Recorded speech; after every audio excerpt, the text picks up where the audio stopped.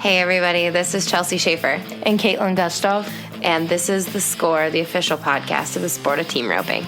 This is the Team Roping Journal's semi-weekly podcast highlighting the team roping industry's top talents and influencers through stories that inspire and connect ropers. We sit down with ropers from the professional ranks as well as industry icons and producers to delve into topics that make the team roping world tick. This is season 2. It will feature even deeper interviews, storytelling, and issue-based coverage, and we are so excited you're here. Hey, Caitlin. Hey, Chelsea. How are you all? Everybody, hope you're having a great time in Las Vegas or a great time watching on your couch at home. Whatever you may be doing. We are sitting in the press room of the Thomas & Mack, and we just chatted with Brenten and Chase Tryan and Kaleb Driggers and Nogueira. And it was another interesting round. Do I say that every night? I should stop saying interesting round. It was pretty open. Every round is interesting as things get closer to the end. And it's actually at the point of the rodeo where the PRCA starts handing out what-if sheets. And these sheets mean they're the projected world standings if the average money were calculated in, and if the rodeo ended tonight, who would be the world champs. So we talked, though we talked to the round winners, Kaleb Driggers and Nogueira and Brenten and Chase Tryan, the projected world standings leaders would be Clay Smith and Jade Corkill. Yep, and winning the average would be Cody Snow and Wesley Thorpe.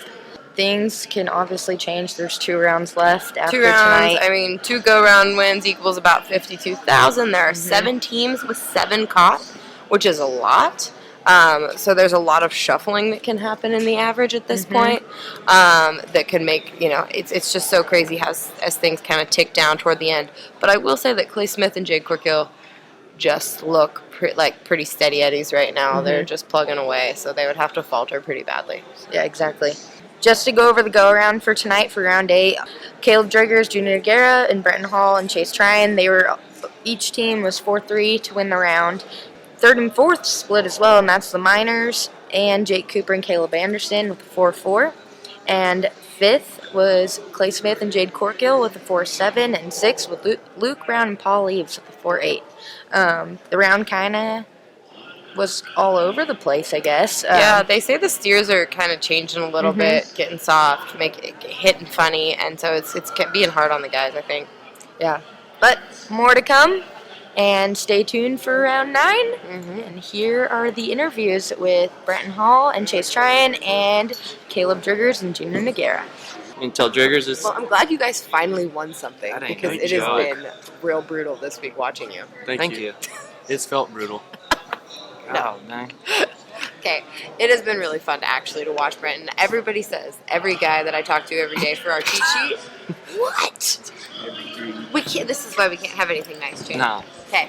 That's why we don't do things. This is exactly why we don't do things. Like Chick. Brenten, every time that I have talked to any of the pros that do our recap for their go rounds every night, like past world champs, Claire Brian Cooper, Rich Skelton, they are calling you out as the one that has impressed them the most with the ice in your veins, how absolutely outstanding you've had it all week.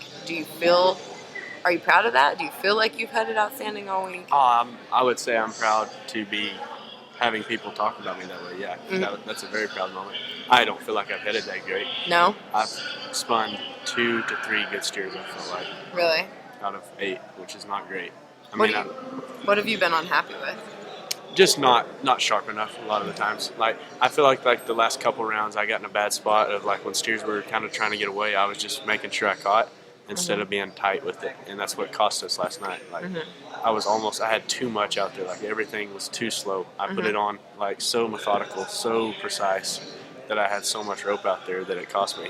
So tonight I got a little bit stiffer rope and just tried to swing a little harder and kind of make stuff happen. Switch your rope up? Gotcha. Got a stiff rope. Just a stiffer rope. Same rope. Same rope, XR4 medium softs. Very good, very good. Chase, how do you feel like you've roped all week? Yeah, I feel like my shots have been set up pretty good. Brenten's done a really good job setting them up for me. I feel like I've been catching pretty good, but it feels easy behind me. last night was pretty heartbreaking. What did you do to?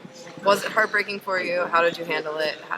What kind of mental space did you get in? We can't talk about this. Yeah, we can. It's Vegas. We can't talk about what I did there. Nobody needs to hear what I did after last night. It's supposed to stay in Vegas. I didn't do. I threw my rope away, which it wasn't anything to do with the rope. It was the fact that I wasn't even mad at the rope.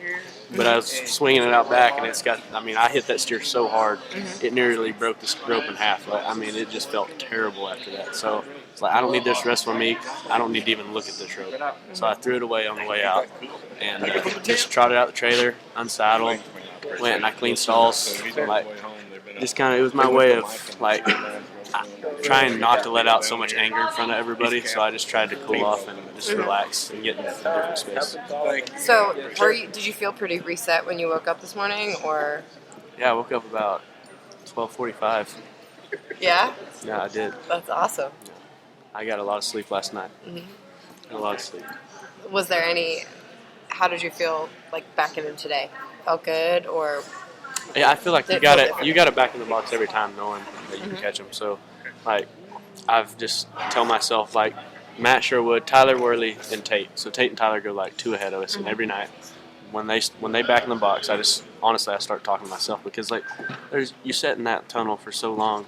It's so nerve-wracking there, and so many bad thoughts can go through your head that the minute they ride in the box, I just start telling myself good thoughts to get in the right mental space. That's awesome. Chase, how did you feel like that round? How did you feel like that run shaped up for you? The run shaped up good. My dallying felt terrible. I went over the horn twice. I was scrambling. The steer's literally standing there, and I'm just scrambling for my horn to try to find it. Stirring the honey pot. Then I did, looked up, saw 4-3. I was like, man. Yeah. I think there were 6 He said teams sorry. went. There was a 4-3, a 4-4, and a 4-7. And I was like, man, I just cost my partner a chance at a buckle. I was so bummed. And then it fell into our favor. I think the steers are kind of getting a little bit trickier. Yeah. And they're hard to be super fast on. Yeah. Yeah, Really, as fast as the beginning of the week started out. I don't know if they just slowed down enough that they're hitting slow or what, but times are starting to slow down a little bit. They're getting harder to catch. Now, before we go, you have to tell me about Captain made the victory lap. Yeah, Time bomb will kill you. Time bomb's wild. Oh, But earlier on in the week, the night that T-Wade and Cole beat us, we were heading down the tunnel, and Chase was like, "Oh man, you should have jumped on Captain." I was like, "God, you're right." And then they beat us, so I didn't have to dig it on time bombs. That sucks, but at the same time, save myself maybe an arm or a leg or something. I don't know. So tonight, I was just I got outside and sitting there. I was like, "There's no way they'll let us win the round at 4-3, but I'm gonna go ahead and get on him. And if nothing else, I'll just ride him out to the trailer and lead time bomb." And they made us go down the tunnel. I was nervous as heck because Driggers got it on him the minute the neck rope popped off. He had it on him, and I thought, well, there goes that chance at winning the round, but it worked out in our favor. And so not everybody knows who Captain is. Captain is My red and white spotted pony. that you won a whole lot of money on growing up. The Toviano paint. Yeah. If you see a picture of Brenten Hall before 17, he's on a paint. I love it. That's how I remember Brenten Hall, the kid that rides the paint. 13 MWZs on a paint. Thank you, Cinch. Yeah, really. Thank you, guys. Congratulations. I love my new sponsor, Cinch. What's up, guys? What's up? How you feeling? Better? You feeling better? A little better? A lot better? A lot better. A lot better. Last 3 days, a lot better. How much better or more comfortable did Yahtzee feel tonight? He's been good. He does the same thing every time. I guess, how did it feel getting back on him? Yeah, felt like home. Yeah. Felt like home. And it just terrible deal. 6th round, I had it on him fast and had to steer turn. And never had happened in my life, but I had a dally and then I didn't have a dally. Yeah, I couldn't tell what it just popped off, I guess, and it was gone before I knew what happened. And just bad luck, but yeah. Getting back on him, same old, same old. Yeah. Just that was my plan when I got on him, and just stick to it. Junior Timon has just been solid all week. It's been actually really good for his first time here. He just kind of watched a couple tanks, but like I said, he's a great horse, so talented. And then this summer, we rode him a lot in small builds. He did great. And think I just need to trust him a little bit more, like I do green card on horse, just really trust on him. And sometimes I'm just kind of hold up a little bit. Tonight I just make sure I get a really good start and send him all the way around, and he done great. Driggers, we started doing those cheat sheets where the guys, we talk to Champ or Rich Skelton or somebody that tells us what they think you guys are doing right or wrong. And I'm sure you don't sit there and read what everybody thinks, but one of the things they keep telling me is it's so hard for you. You're getting so good at just going out and catching here, but that you are so comfortable reaching that you kind of get stuck in that. Yeah, and that's you know, that's how I started. Was going to take a smart shot every time it was our turn, and started that way. And we was chipping along, placing and stuff, and then had one didn't start very good and got the barrier, and then so I know there's a lot of rodeo left, and you have to just pay attention and stay on your grind. But at the same time, I come in here, I was 30-something thousand behind Clay.